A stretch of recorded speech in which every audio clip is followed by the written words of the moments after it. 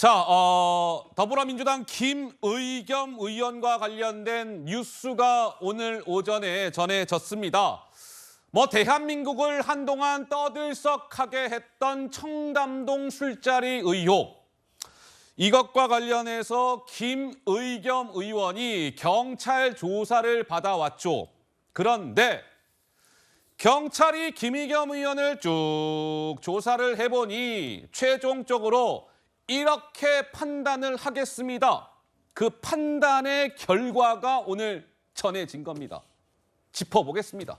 먼저 영상이 하나 준비되어 있습니다. 보시죠. 제가 제보를 받았습니다. 7월 19일 밤인데요. 김앤장 변호사 30명가량이 있었습니다. 그리고 윤석열 대통령도 청담동 바에 합류를 했습니다. 저기서 제가 노래를 부르고 동백 아가씨를 했다고요? 자신 있는 말씀이세요? 아니 저보고 거시라고 하셨잖아요. 찌라시 수준도 안 되는 거 가지고 국무위원을 모욕해놓고 국정감사를 하니 그게 말이 되는 소리입니까?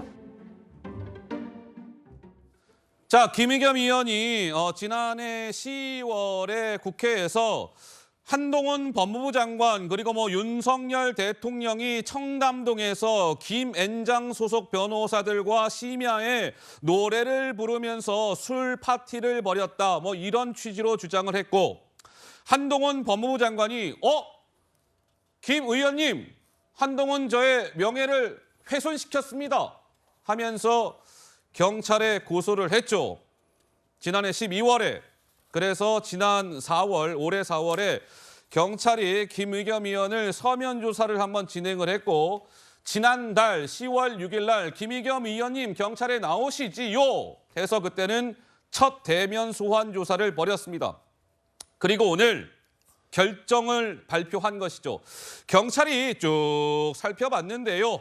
김의겸 의원, 이 청담동 술자리 의혹을 제기한 것, 공소권 없음, 불송치 결정을 내렸다. 이겁니다.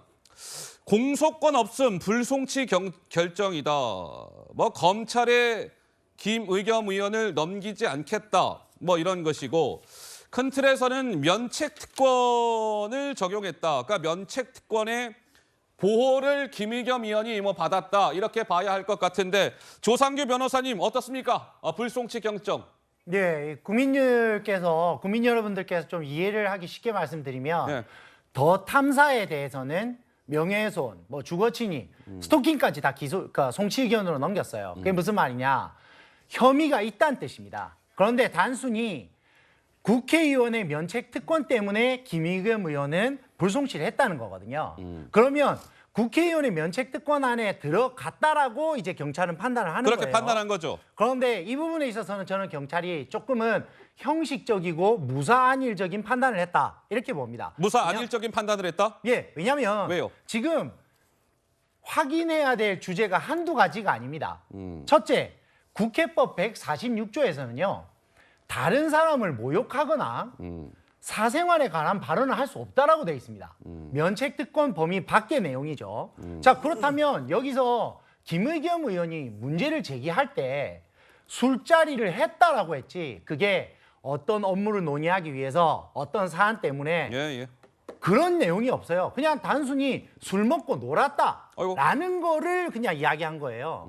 그렇다면 이게 어떻게 모욕이 아닐 수 있습니까? 아니, 고급 술집 가서 술 마시고 너희들 그냥 막 놀아난 거 아니냐? 그냥 이렇게 된 거거든요. 예. 그리고 어떻게 보면 그게 업무가 아니라 어떻게 보면 사생활에 관련된 부분일 수 있습니다. 예. 그다음에 두 번째, 대법원 판결도요. 이게 명백히 허위인 사실을 알면서도 하는 경우, 그리고 직무와 아무런 관련성이 없는 경우에는 면책특권 범위의 밖으로 보고 있습니다. 네. 그렇기 때문에 이 사안은 이런 쟁점들에 대해서 추가적으로 더 판단이 필요한데 경찰에서 이런 판단을 하지 않은 것 같습니다. 그래서 고소인인 한동훈 장관은 이의 신청을 통해서 예. 검찰로 넘겨서 검찰에서 이런 추가적인 법리 쟁점을 다시 한 번 더 판단받아 볼 수 있는 기회를 가지는 게 맞습니다. 잠깐만요. 그러니까 경찰이 오늘 불송치 결정을 김의겸 의원을 내렸는데 여기에서 피니쉬, 게임이 끝나는 것이 아니라 한동훈 법무부 장관이 오늘 저 경찰의 결정에 대해서 다시 한번 살펴보시오. 이의 신청을 할 수도 있다? 네, 맞습니다. 그 경찰의 불송치 결정에 대해서는요. 네. 고소한 사람은 네. 이의 신청을 통해서 네. 검찰에서 한 번 더 판단을 받아볼 수 있는 기회가 있습니다. 잠깐만요. 그러면 이의 신청을 하면 그때는 경찰이 아니라 검찰에서 다시 한번 들여다보게 되는 거네요? 네, 맞습니다. 허허. 검찰에서는 추가적인 보완 수사를 할 필요는 없고요. 법리 판단을 하게 됩니다. 예. 이게 과연 면책특권 범위 안에 있는 사안인지 예. 없는 사안인지 법리 판단을 하게 되는데요. 예. 그렇기 때문에 고소인인 한동훈 장관은 당연히 이의 신청을 통해서 한 번 더 예. 법적 판단을 받아볼 것 같습니다. 짧게 하나만 더요. 그렇다면 검찰이 한동훈 장관이 이의 신청을 해서 검찰이 다시 들여다봤는데 허허 이것은 좀 문제가 있어. 그런 판단에 따라서 김의겸 의원을 검찰이 기소할 수도 있는 겁니까? 예, 만약에 기소가 되면 이게 큰 죄입니다. 왜냐하면 이게 허위사실 유포에 의한 명예훼손은요 7년 이하의 징역이기 때문에 아이고. 잘하면 집행유예 선고를 받게 되면 김의겸 의원은 총선 출마가 안 될 수도 있습니다. 아이고 그래요. 예. 알겠습니다. 이제 좀 여러 가지 다음 또 스텝이 남아 있다. 이걸로 끝나는 것이 아니라 한동훈 법무부 장관이 이의 신청을 할 수도 있다. 그렇다면 그때는 경찰이 아니라 검찰에서 한 번 더 들여다본다. 검찰이 들여다본 이후에 뭐 끝낼 수도 있고 아니면 문제가 있다 해서 재판에 넘길 수도 있다. 뭐 이런 것인데 상황을 좀 봐야 할 것 같습니다.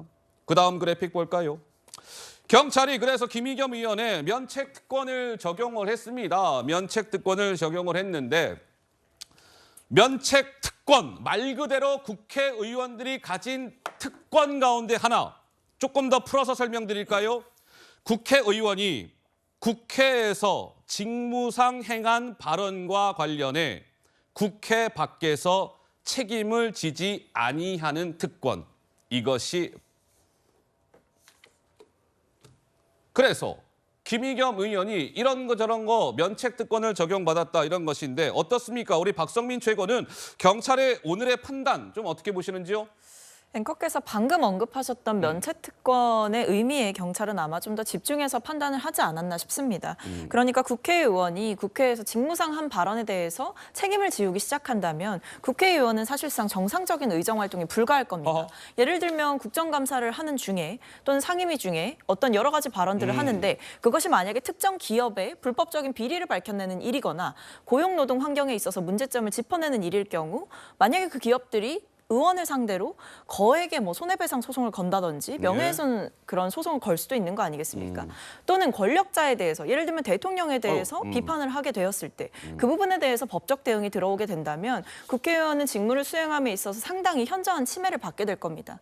저는 그런 면에서 이런 면책특권 자체가 만들어졌다라고 생각을 하고 있는데요. 예. 그것과 별개로 사실 김의겸 의원께서 제기하셨던 청담동 술자리 의혹은 제대로 된 팩트체크 없이 제기하셨던 좀 부실한 의혹이었다고 저도 보고 있습니다. 예, 예. 그것이 사실로 드러나지 않았습니까? 모든 것이 뭐 제보자의 좀 거짓말이었고 그 과정 중에서 크로스 체크를 하는 과정들이 부족했다. 이런 여러 가지 실책들이 있었던 거기 때문에 그 부분에 대해서 김의겸 의원께서는 사실상 정치적인 책임을 지게 된 상황인 거거든요. 예, 예. 저는 그 부분과 사법적으로 봤을 때 국회의원이 국회에서 한 발언에 대해서 법적인 책임을 지우는 거는 또 다른 문제다. 그렇게 보기 때문에 이 부분에 있어서 경찰의 판단이 저는 틀렸다고 생각하진 않습니다만 예. 그 이후의 과제들, 그러니까 이 발언을 했던 김의겸 의원께서 책임을 져야 할 정치적인 문제들은 남아있다. 그리고 그것은 다음 총선 때 여러 가지 방식으로 국민들께서 판단하실 것이다. 이렇게 생각합니다.